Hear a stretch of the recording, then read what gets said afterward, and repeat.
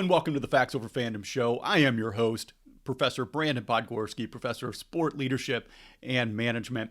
And it's been a few weeks since I've done the Facts Over Fandom Show. Life has been very busy, but it is a beautiful day today. Today, when I'm recording this is Friday, October 3rd. I live here in Indianapolis, and man, it's going to be 80 and sunny today. You could probably see the sun coming in, probably reflecting off my head. I just finished chapter 2 of my dissertation, feel great about that. And most importantly, at least for me, my Cubbies are moving on to the NLDS. So a great way to start the weekend. I'm going to watch some sports this weekend, doing a little volleyball PA work tonight. So excited about that, and just excited to bring this show to you. And you can follow this show. We publish on Spotify. We're on YouTube. But I also have a blog that goes along with this show, and I like to blog these thoughts when they come to me. Instances where we can learn something about sport leadership. So if you go to brandonpod.wordpress.com or if you follow me on LinkedIn, you can see my blog post. But today what I want to talk about is punishment. And how do we make punishment effective, especially in sports? And I'm probably talking to coaches in this episode here because I saw something interesting. Over the past few weekends, I saw 2 Division I programs, one football and one soccer, running their players after a loss or after a game. Coaches were upset. Maybe they didn't get the effort that they expected from their players. Maybe the players were being outright, what's the word I'm looking for? Maybe they're being outright defiant and weren't doing what the coaches wanted. So the coaches thought in front of everybody, in front of fans that were still there, hey, we're going to run them. So if you think back to Herb Brooks in the movie Miracle, the famous scene where he had them after a game, I think they were playing the Finnish B team or something, and he had them skating lines, right? And then finally, Mike Ruzioni from wherever, and I played for the United States, and then he stops, right? And that was the moment when the team came together and they go on to win. Well, is that true? Is that fact? Is that fiction? I have no doubt that actually happened, but is that an effective way to punish athletes? So I want to dive into what research is telling us on this. What's the research say about punishment, motivation, athlete performance? And spoiler alert, not all punishment is created equal. So first, we need to understand punishment and reinforcement. And again, I told you I'm going to do PA tonight, so I'm going to take a little drink of my honey tea there. So we got to understand punishment and reinforcement, right? So let's get some definitions and some principles down before we kind of jump into this stuff.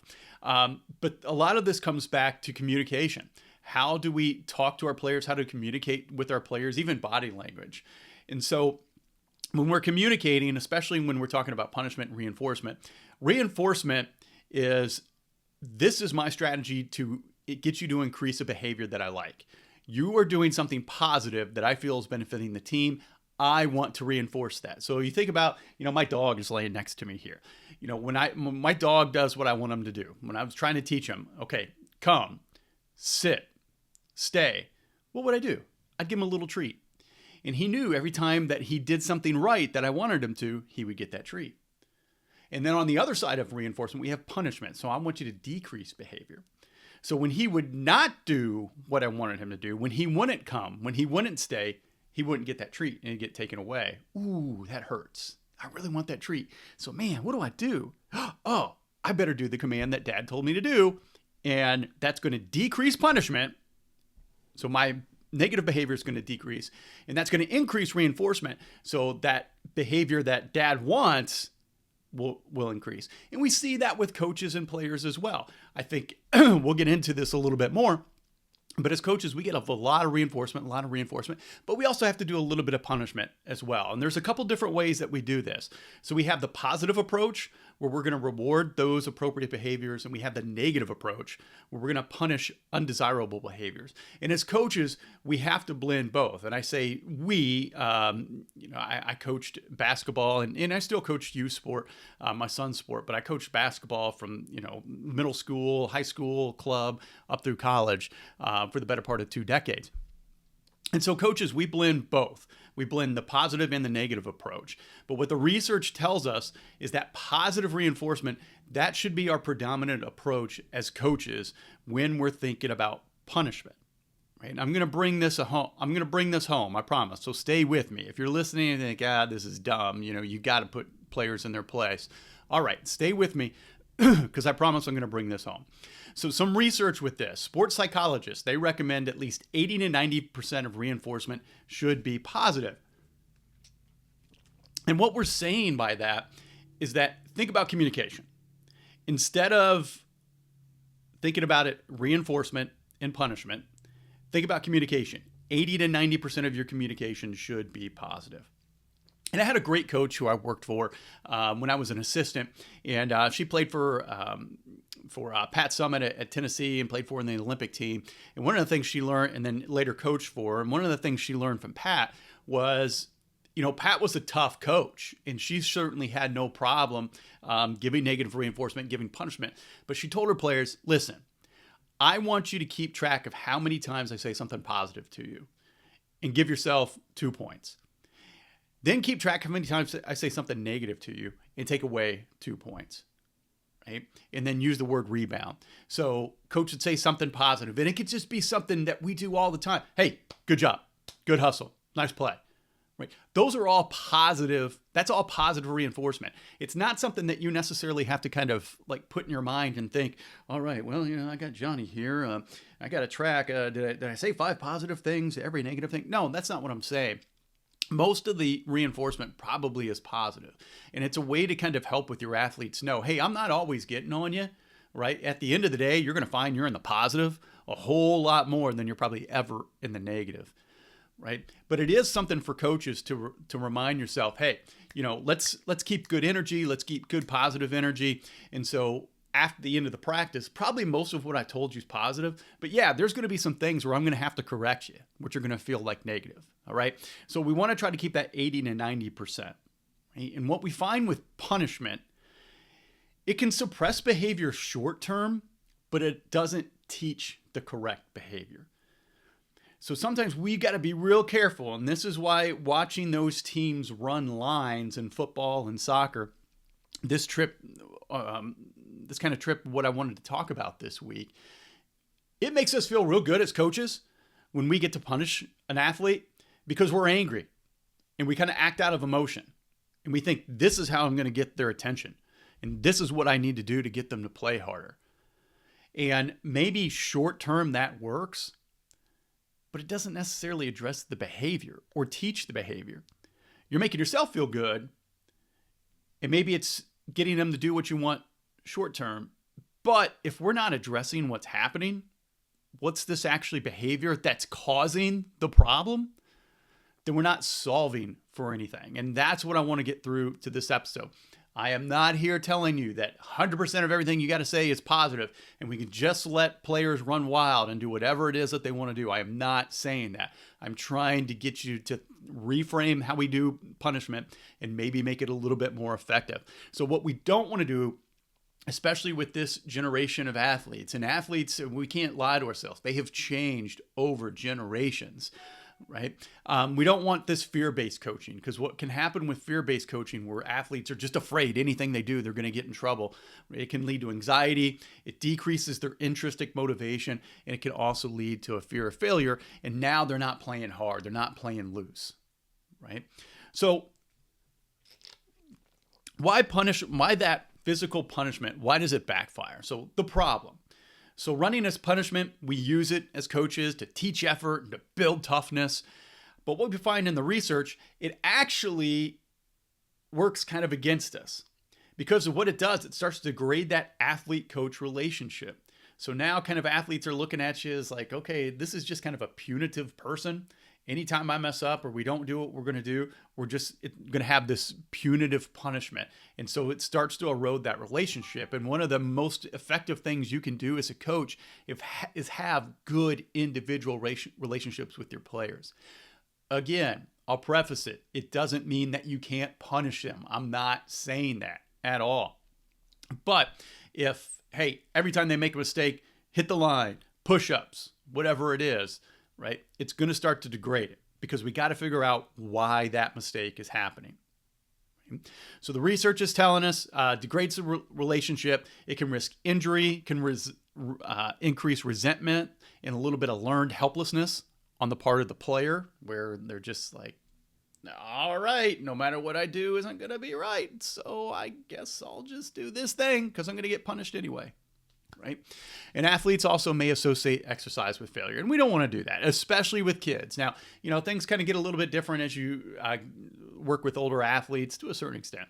But especially with kids, if you're running kids, and I'll say kids, let's say middle school and below, if you're running them for mistakes, eventually they're going to be like, man, forget this. I'm not playing sport. And what the research shows us is kids who are physically active as youth continue to be physically active as adults, and the incident of disease goes down. They make more money.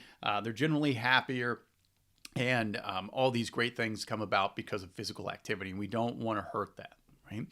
And so, if you think some research with this is self-determination theory. And self-determination theory, basically, what it tells us is that autonomy supportive environments, they actually fuel motivation, whereas coercive environments, they kind of kill it. So one of the most powerful things that you can do as a coach is give your players some leeway to make mistakes and ask them. I think this is a really effective strategy, and it's something that I remember learning when I was going through my master's program. Is you got to teach, and I like to use the 3 E's, right? We're going to explain. I'm going to teach, example, I'm going to show you how to do it, and then explore. Explain, example, explore. Explore, I'm going to let you do it, right? And I'm going to let you fail. But when you fail, I'm not going to come up behind you and be like, what were you doing? You did that wrong. Redo that. Or just go sit. Get out of here, right? Instead, what I'm going to do is say, why'd you do that? Get the player thinking, oh, man, you're right. I went off the wrong foot, like teaching up and unders to post players. Right? And sometimes it would be so hard because there's kind of so many steps where they don't want to travel, and they're kind of thinking about all these things. And then when you slow them down, hey, why'd you go off that foot? Right? Why'd you go outside when you should have gone inside? Right? And get them thinking. All of a sudden that light bulb starts to go off in their head, and now they're learning. And now that's kind of a way that we're kind of positively reinforcing and giving them a little bit of autonomy to kind of learn it themselves, instead of just kind of like giving them making them feel scared to make a mistake. Now I'm giving you freedom to be free, right? And so as a coach, you got to be able to put up a little bit with your players not performing, right? With them learning, give them space to learn, right? Now, if they're openly defiant, that's another story, and we're going to get to that here in a little bit. But autonomy supportive environments, what we know from self-determination theory, they fuel motivation. It's going to help players get better, and they're going to want to continue to learn. Where if we're just going to continue to have these coercive environments where we're going to punish, it kills it. And they're not going to want to participate. They're not going to want to do that extra work. Okay? We also know that physical punishment can cause burnout and dropout, especially in those youth sports. Okay? So we've kind of introduced it, why it backfires. Now, what makes punishment effective? So here are some best practices for coaches if you want to make punishment effective. Be consistent. Be consistent with your players. Be consistent with the punishment. Same punishment for the same infraction. Don't show favoritism to your players. Now, everybody's an individual. Sometimes you might feel you need to take things on a case-by-case basis, but try to be consistent. We're going to have the same punishment for the same infraction, so we know what the standards are, and we know you're not playing favorites. And this is an important one. Punish the behavior, not the person. Right? What you're doing is affecting the team. This behavior that you're putting forth needs to change, because this is how it's hurting us. And I'm not going to allow you to play or whatever your punishment's going to be until this gets corrected. Right? I care about you as a person, and this has nothing to do with our relationship, but it does have to do with your behaviors. And these behaviors have to change, or I can't trust you to play. Avoid public shaming or sarcasm. This kind of goes back to communication. Just be direct with what it is. Don't have to be nasty, but you do need to be direct. A really important one, don't punish errors. Think about it in a game, right? Don't punish turnovers. Don't punish errors. Now I'm gonna preface this a little bit, right? This is what the research is telling us, but let me give you a little bit of practical advice. If an athlete is playing hard and they're giving good effort and they make an error, but they were giving good effort and doing what they were supposed to do, I wouldn't punish it, right? You could tell them what happened. Hey man, we really need you to do this. Hey, you got this. Keep your head in the game, right? So I'm gonna be positive with it. But if they're making errors because they were doing what they weren't supposed to do, or they're being openly defiant, we're gonna get to that, all right? But errors of hustle, don't punish that. I'd also let athletes participate in shaping some of those consequences for the rules they help define. So I think a really powerful thing you can do as a coach, and again, this is giving them a little bit of autonomy and ownership of the team, is before the year, say, hey, these are the things that are really important to us. These are our core values of our team. What happens if somebody breaks these, right? Captains, seniors, the whole team, whatever you want to do. You're getting in a room, you guys are coming up with the punishments because it's your team. It's your season. Another coach I worked for, loved this guy. He used to say, this is your team, but it's my program. So I'm going to worry about it from the program level and what we're doing from the top level. But what goes on in that locker room and how successful we're going to be as a team, that's up to you guys. You guys need to figure that out. Right? And I think that was great because it gave our leadership, or our captains and leaders on our team, a lot of responsibility. And something else we're going to get to here in a little bit. We also want to make discipline age appropriate. So we want to emphasize learning and responsibility. We don't want to learn compliance through fear, especially with kids, right? Because they're just learning and they shouldn't be expected to do things. I'm teaching flag football, or I'm coaching 4, 5, 6-year-olds in flag football right now, right? Let me tell you something. Kids, it doesn't matter how much you talk to them. They're only going to retain so much information. So you got to keep it short, specific, and let them go. And when they make a mistake, it's okay. I have players running as hard as they can backwards. And we haven't figured out yet how to run forward. We can't score touchdowns if we don't run the right way, right? But they're really trying. They just haven't got the concept yet of like, hey, I need to go forward, not backward, right? So we're going to work on that in practice. I'm not going to punish them for that. Right, they're trying their best and it's their first time they're playing. Right? Now, where we have had issues is if players decide, I don't want to play. I don't feel good. I'm not having fun, or I want to talk to mommy. Okay, good. I'm not going to fight you. I don't want this to be a bad experience for you. Go ahead to the sideline, get some water. Let me know when you're feeling better and when you want to come play. And inevitably they do. Sometimes they just need to kind of be with their emotions, get it out a little bit, and then they come back and play. And it's all good, right? So that's what makes punishment effective. And I want to get back to communication and just the role of feedback, because there's two types of feedback, all right? Communication that we can give. So we've talked about reinforcement, we talked about punishment, kind of going hand in hand, is how we communicate. What type of feedback do we give? There's motivational, which can enhance confidence, mood, it fuels future effort, and instructional. It helps athletes know what to do better next time. And so you should use a blend of these in coaching. Sometimes all you need is a little bit of motivational feedback, like, hey, good job, good effort, keep it up, you're doing great, right? And then sometimes you're going to have to use instructional feedback where you say, hey, this play was designed to go to the right, you went to the left. And if you want to use the praise sandwich approach, you can do that. Be like, hey, you've gotten this right most of the time. I need you to go right on this, not left. You know what you're doing. You've got this. You're capable. You just made a mistake. Let's go. Get back in there and go get us a touchdown, whatever it would be. Right? And so the research tells us that positive feedback, not necessarily motivational, but motivational is generally positive. It increases intrinsic motivation in our athletes. In our feedback, it needs to be specific, sincere, and based on something the athlete can control. Right. So I like to use the word direct, but it should be specific. Hey, I need you to do this. I'm not being sarcastic to you. I'm being helpful. And it needs to be in the athlete's kind of frame of what they can actually do. Can they actually control that? Or are you asking them to do something that's well outside of what they're able to control? Right? Bonus tip for you. Use feedback as instructional punishment. Help athletes understand what went wrong and how to fix it. And that goes back, again, to kind of that autonomy thing where ask them questions. Why am I sitting you out for this play? Or think about this in practice. If they don't do what it is you want them to do, sit them out for a minute.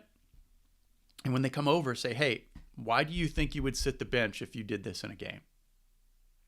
And then the light bulb goes off. Oh, man. Yeah, you're right, coach. I'm sorry. I went this way on this play. I should have went that way. Now you're teaching because now they're learning. Don't just point out the mistake. Help them to understand and teach the solution. All right. So, if they keep, I always go back to basketball, if they keep throwing to the wrong outlet person, right, you need to tell them the why. Hey, listen, we need to get it to a guard because if we get it to a guard, we're going to get the ball up court faster. We got a better chance of beating the defense and a better chance of scoring. You keep throwing it to the first person you see, which is one of our big men over here. Then he has to take the time to bring the ball up, try to find a guard. By the time they do that, defense gets set, and now we don't have the advantage. Right? It makes it harder for us to score. It makes it harder for our team to succeed. And so what can we do for long-term athlete development? Or before we get to that, actually, I don't, we've talked about that a little bit. Let's talk about open defiance and somebody actually kind of sabotaging what we're trying to do as a team, right? Because sometimes we know players will go beyond passive resistance. They're not getting along with the coach, or they're having an issue with the player, and so they're going to openly defy instructions. They're going to disrupt team cohesion, or they're going to undermine the coaching staff. But what I'm going to tell you is that running, it's usually not going to fix it. And it's only going to usually fuel the fire. And I can think of an example where we had some players come back late from Christmas. I think they came back a day later than what they were supposed to. And my head coach said, hey, you're in town. You're taking the team until I get back. These players that didn't show up, you're going to run them. And you're going to run them, and you're going to work them out, and you're going to do all this stuff as punishment. And it ended up causing a rift with me and one of the players. I didn't think this player was working hard enough. I thought they were being defiant as they were being punished. And we got into it. And it's the only time I thought a player was going to take a swing on me. Right? And then when we were able to kind of have cooler heads and go our separate ways for a minute, I came back and I had a good relationship with this player. And I said, hey, what's going on? This isn't like you. And come to find out that they had some family stuff going on over Christmas. And instead of identifying that, instead of talking to them, instead of figuring this out and communicating with them, like we just went into instant anger mode because you didn't get back and you missed practice. Right? So sometimes we need to step back a little bit. Right? So figure out, again, I need to address the behavior. Why is this happening? So I can determine what the optimal punishment is going to be. Right? And so what we find with disruptive behaviors, they often stem from unmet psychological needs. Maybe autonomy, they're not given enough say in what it is that they're doing. Maybe competence, maybe they're just not good enough and they don't want to tell you and they don't want to let you know and they're trying, but they're just getting frustrated, right? Or maybe relatedness. That bond, that coach-athlete bond has been broken. And again, that's why it's so important as a coach, you've got to have individual relationship with your players. And it doesn't mean that you're going to be able to spend 5-10 minutes with every single one of them every day, but it could be something as easy during warm-ups, just going up. Hey, Joe, how's it going? Class going all right? Anything I can do for you? Right? You'd be surprised at how powerful and impactful that can be.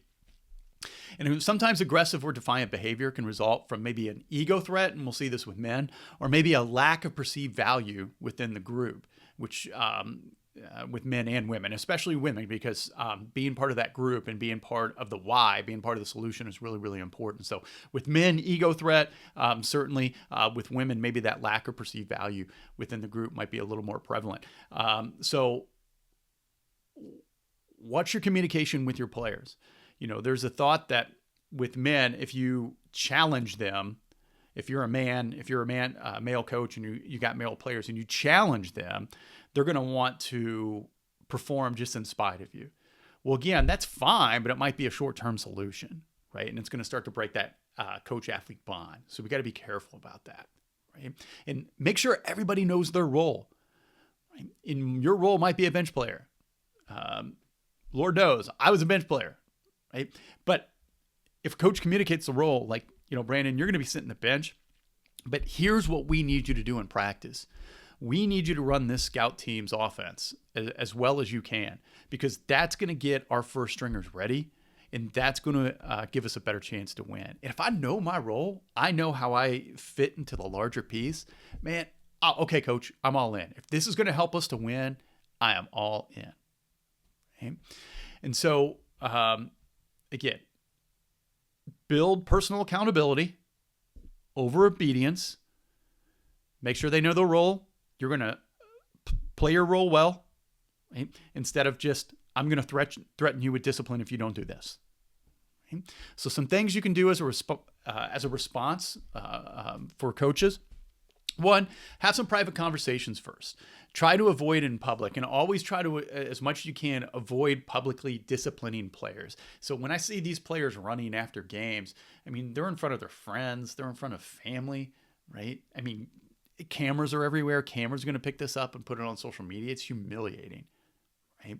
So you need to create a space for that dialogue, right? So ask, hey, what's going on? Instead of, why did you do that? Right? 2, natural consequences, not power plays. So missed playing time, leadership roles, other earned privileges. Those are easy to take away. Another coach I worked for, he said, my best motivator is the bench. It's not me screaming at you. It's not me embarrassing you. It's, hey, why don't you take a seat on some pine here and think about what it is that we need you to do to help us to be successful. And you need to make it clear that the trust that we have, it's only going to be earned back through behavior change. It's not apologies. It's not speeches. It's not any of this other stuff. Right? This behavior, again, we're punishing the behavior. This behavior that you continue to set forth, it's got to change. And if it doesn't change, then I can't trust you. I can't play you. Right? Think about the team impact. Use team standards to reflect on how actions affect others. You coming into practice late means we have to wait for you, and we're losing time because we only have the gym for 2 hours. You come in late, we can't have a full practice if you're not here. It's hurting us as a team. Right? We need you. You are important. And we might have to encourage a little bit of peer accountability. Okay?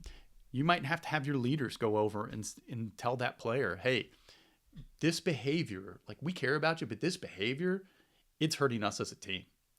And that can be really, really impactful when it's that peer-to-peer accountability. And then as our last resort, might have to be time to get rid of a player. Right?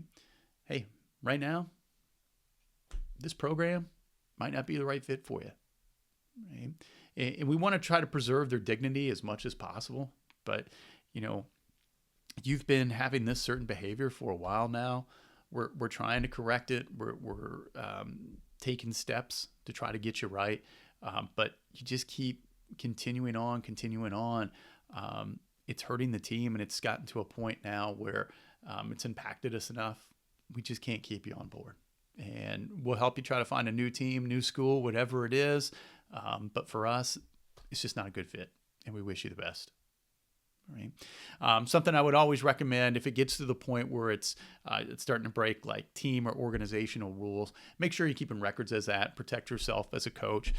Keep records of their issues and their communications, especially if it's going above and beyond you as a coach and it's starting to impact things like in the student handbook and stuff like that. So it shows some professionalism, and it also helps protect you as the coach, and it protects the program.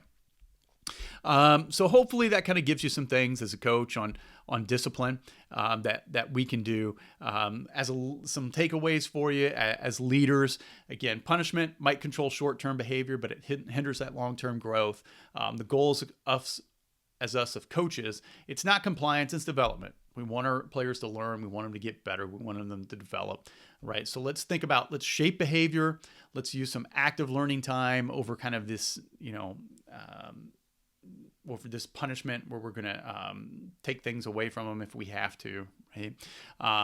If we need to do some self-monitoring tools where we got to do some film review or checklist, team reflection, those are all some tools that you can use as well. So punishment can work, but let's keep it consistent, respectful, constructive. Running a player after a game, that's not teaching, right? It's just making you feel good as a coach, but it's not teaching. And I always want to come back to, am I teaching? Am I helping them get better? How is this helping them develop, right? It's avoiding that hard work of coaching, right? And that hard work of coaching is sometimes getting down into the muck and figuring out what's happening and what can we do to fix it in a way that develops our players. Okay? So let's shift from reactive punishment to more proactive leadership and think about what type of culture are you building in your program.